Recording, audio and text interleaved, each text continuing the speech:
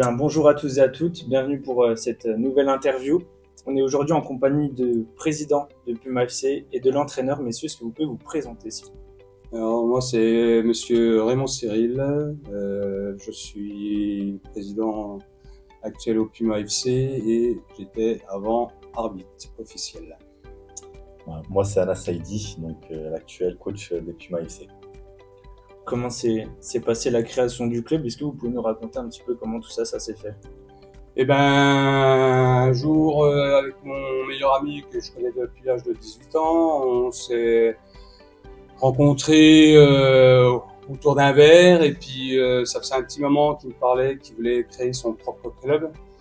Donc ça faisait 6 ans qu'il était en train de mûrement faire son projet et puis il m'a proposé si je voulais devenir président et j'ai accepté parce que lui il pouvait pas personnellement il pouvait encore pas. Vous, comment être devenu l'entraîneur? Comment ça s'est fait? Justement, j'ai été contacté par son ami qui m'a proposé le projet, qui m'a vendu le projet et ça m'a tout de suite plu. Et c'est là où j'ai décidé de m'engager avec Puma. Vous aviez déjà été entraîneur auparavant? J'avais déjà été entraîneur dans mon ancien club, le Dynamo, à développer mes compétences dans le coaching avec les Puma. Ok. Et ça a été un oui direct ou vous avez pris le temps de prendre la décision ou non, ça a été direct? Non, on a quand même pris le temps de réfléchir, de poser le pour et le contre. J'avais d'autres propositions aussi pour coacher. Moi, ce que je recherchais, c'était vraiment un projet structuré et où je peux avoir un peu les mains libres. Voilà. Et au niveau du recrutement des joueurs, vous avez fait par rapport à votre réseau, par rapport au lieu, comment ça s'est passé? Ça, c'est un secret que je peux pas dévoiler. C'est un secret. Non, je plaisante. Non, pour être un peu plus sérieux, j'ai grandi à Dijon. Donc, j'ai été joueur. Forcément, on fait des connaissances, on affronte d'autres joueurs et on crée des amitiés. Donc, au fur et à mesure, petit à petit, j'ai réussi à convaincre des joueurs comme ça. Et surtout, j'ai pas lâché. Pendant plusieurs mois, j'ai envoyé des messages et jusqu'à que je réussisse à recruter pas mal de joueurs. La chance que j'ai eue, c'est que j'avais un noyau de joueurs avec moi de base. On était 5-6 à peu près. Donc ça faisait déjà un ensemble.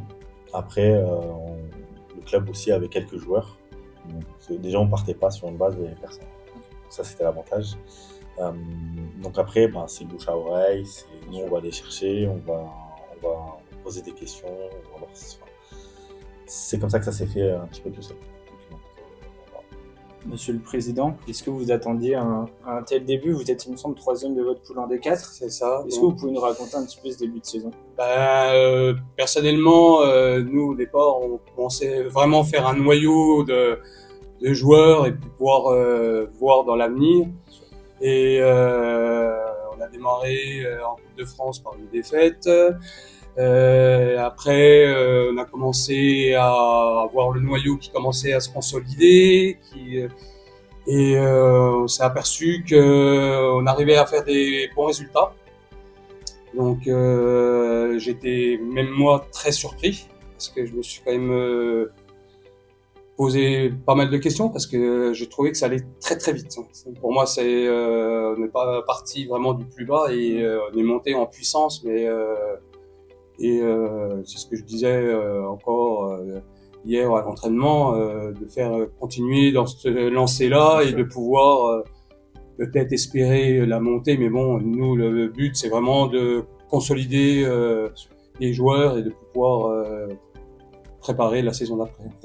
Au niveau des licenciés, au niveau même du nombre de joueurs à l'entraînement, vous êtes combien? Là, actuellement, il fait un peu froid, donc oui, bien sûr. On tourne entre à peu près 10-15 joueurs, à peu près, actuellement. Sinon, en temps normal, on va dire, dans la saison courante, on est autour à peu près d'une vingtaine de joueurs. Pour ceux qui connaissent pas le club, vous êtes situé où à peu près? Et où c'est que vous vous entraînez? Alors pour l'instant, on s'entraîne à Genlis. On joue à Genlis. C'était hier soir notre dernier entraînement. On est en train de voir où c'est qu'on va pouvoir aller s'entraîner. On a plusieurs voies. Et notre terrain sera à Tréclin. En fait, c'est une entente entre Pluvet et Tréclin. Et Déjà, je remercie les deux maires par rapport à ça, qui nous ont beaucoup soutenus par rapport à ce projet-là. Et le terrain, ça sera très tôt. Donc, il est en cours de construction. On pensait pouvoir démarrer la deuxième partie de saison, mais c'est compliqué. Donc, je pense que ça va avancer très très vite. Et actuellement, on est 45 licenciés. Ok, pas mal pour un. Entre dirigeants, joueurs et puis une école de foot. Au niveau des objectifs que vous étiez fixés à court terme, que ce soit cette mi-saison ou même à la fin de la saison, c'est toujours les mêmes ou pas? Oui, Ouais. je vais répondre à cette question. Mais oui, au niveau des objectifs, en tout cas, mes objectifs n'ont pas changé par rapport au début de saison. À la création du club, on savait que forcément, quand on débute un projet, c'est jamais évident. Donc le but, c'est de structurer le club, de faire en sorte que les infrastructures soient là, que les joueurs puissent s'épanouir dans un environnement qui soit bon.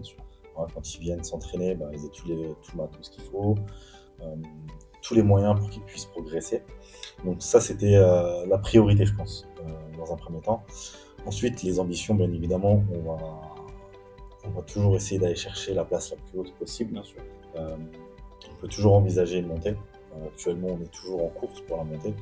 Pour moi, c'est encore un petit peu trop présomptueux d'aller dire qu'on est pour la toute première saison et d'aller chercher une division supérieure. Mais si on peut y arriver, on le fera sans se gêner. Donc là, pour la deuxième partie, c'est sûr qu'on va aller chercher les places les plus hautes. On a eu de très bons résultats en première partie. Et on a encore quelques petites choses à consolider, en espérant qu'on le fera encore mieux en deuxième partie. Il y a eu des résultats compliqués en coupe. Est-ce que c'était un objectif, la coupe, ou c'était juste comme ça, on prend du plaisir et on voit ce que ça donne? La coupe, c'était pas du tout un objectif. Alors, de base, Au départ, j'étais contre de faire la Coupe de France parce que on démarrait quand même avec un petit budget. Donc dépenser un engagement en Coupe de France, j'étais pas pour du tout. Après, on m'a dit on essaye quand même, donc on s'est lancé et puis voilà. Donc après, on a fait un tour, mais en Coupe de France, on n'a pas été ridicule du tout. Hein, donc de toute façon, même sur toutes les autres coupes et en championnat, je trouve qu'on n'est pas ridicule du tout. Hein, même contre on peut citer Longwy et le F Village, moi personnellement, j'ai trouvé qu'on n'était pas ridicule du tout. Même si Longwy est vraiment au-dessus de tout le monde, mais pas ridicule du tout.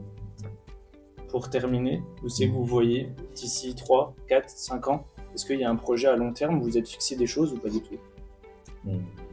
Après, comme je disais, c'était structuré. Après, si on arrive à monter, on montera. De toute façon, on va pas se cacher non plus. De toute façon, que ce soit l'entraîneur ou le président, au bout d'un moment, on aura toujours des objectifs pareils. Donc après, voilà, à long terme, c'est vraiment de structurer, que ce soit l'équipe senior, l'école de foot, et puis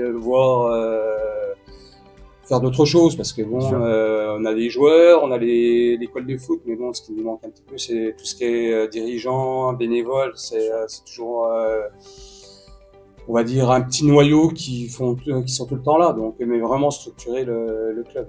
Messieurs, je vous souhaite bonne chance pour la suite. Merci. Bon courage pour le Puma FC et puis merci beaucoup de vous être rendu disponible aujourd'hui. Avec grand plaisir. Merci à vous.